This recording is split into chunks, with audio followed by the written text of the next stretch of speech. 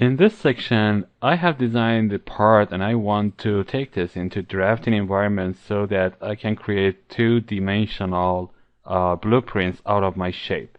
For this, I need to go and click on the Start menu, go to Mechanical Design and go to Drafting Environment. Now you can see that I am presented with this dialog box that tells me I can select one of the pre-built templates here. The first one is an empty sheet that tells me that I am going to create a sheet for you. You can insert your views into that. Second one tells me that I am putting every view that is possible to add, and of course an isometric view is there.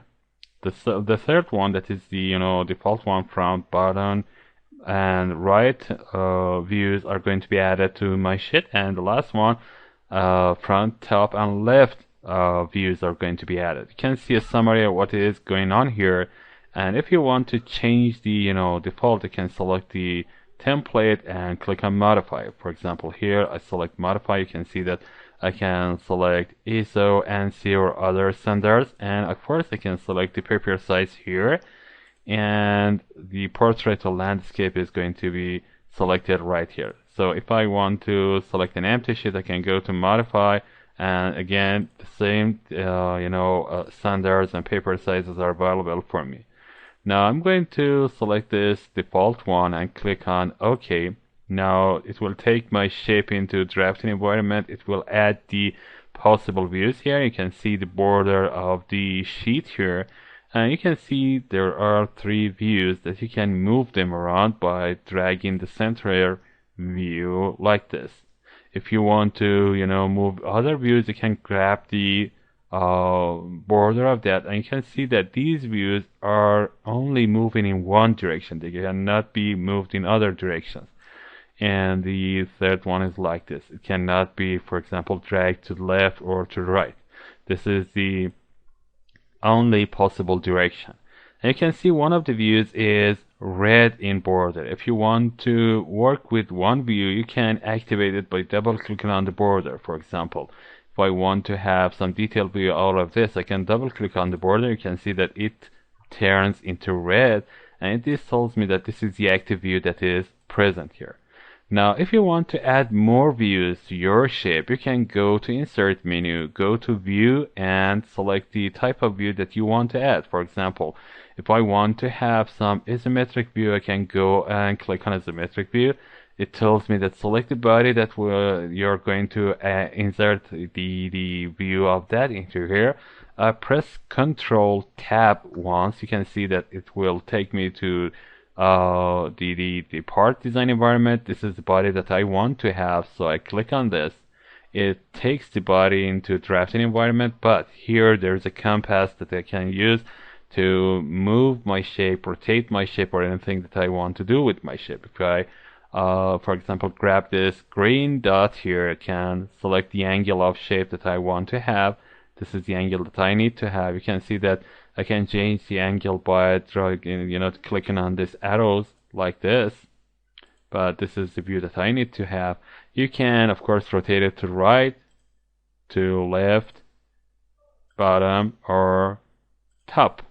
And whenever you're done, you click on the center filled circle, and everything is finished. You can see the view is added to your shape. Now if I want to have some views out of the views that are here, I want to have, for example, an auxiliary view of this isometric. So first of all, I need to activate this view. You can see that by double clicking on the border, this view is going to be activated. Now I go and select the Insert menu, go to View, and select, for example, Projection. Select the auxiliary. You can see that it tells me there is a start point. This is going to be my start point, an end point. For example, this is going to be my end point. So now that I have drawn this, if I move my mouse out, you can see that there is a preview of what is going to be inserted. So let's first of all zoom out a little bit. Now I want to put it here. You can see that I cannot move my shape in any direction except this one. If I want to have this in, for example, here, you can see that I can drag it, move it in a cross section here or anywhere else, but here I'm limited in my, movement. So here is where I want to put this. So I click here. Now that's done. If I want to change the ratio or anything else about this view, I can right click on this and go and select the properties. Now by opening the properties window, you can see the scale is going to be changed. I want it to be 1/2. So I type in 1/2, 1 to 2.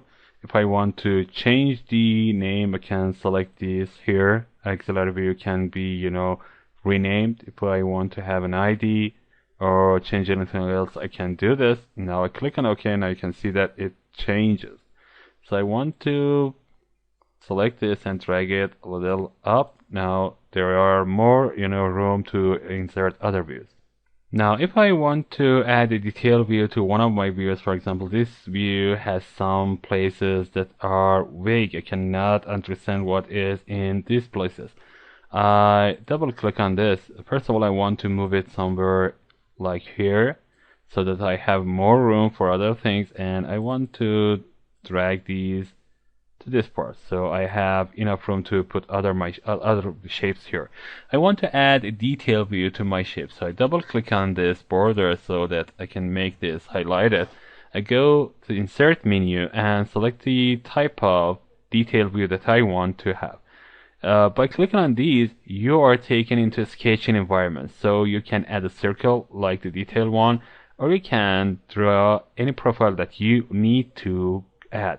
Quick Detail just adds a circle and one, predefined radius, and Quick Detail Profile adds a predefined profile. I want to add details, so I click on Detail and go to the place that is vague in my, opinion. I drag a circle right here. I can zoom in, and of course I'm going to pan down. And you can see that the circle is here. I want to put the view. You can see that by moving my mouse out of this view, I can place my view anywhere I want. So I click here. You can see that the detail view is going to be added in this place. Now you can see that there is nothing in this circle. I want to move the circle to a place that I want to have details of that place. So I double click on the circle. You can see that this takes me into drafting, or I can say the sketching environment. There is a little dot here. Of course it is a little, hard to find it. This makes the circle bigger or smaller. I want to have it this big, and of course I can drag the circle by grabbing the circle and moving it to the place that I want to. So this is the place that I want to have it, and the circle is going to be this big. That's enough for me. So whenever I'm done with my drawing, I can go to the right toolbar. You can see Exit Workbench here.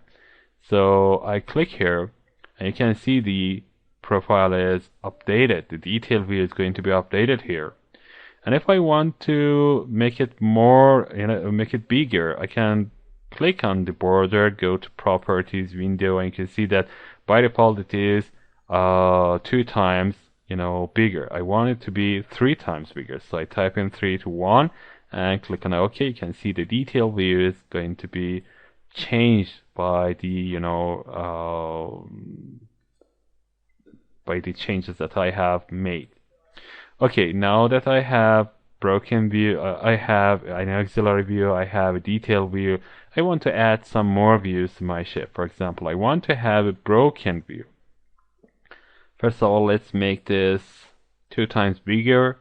I go to Properties. I want to make it 1 to 1. So type 1 to 1. It makes this shape like this. I want to move it somewhere like this.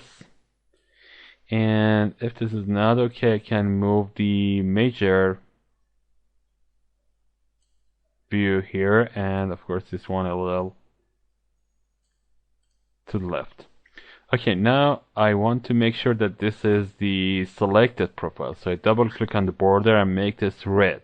I go to Insert Menu, Views, and I can go to Break View and select the Broken View. This tells me that I need to add 2 lines. These 2 lines, one of them is this. By clicking on this, you can see that It can be in two different directions, only vertical and horizontal is supported.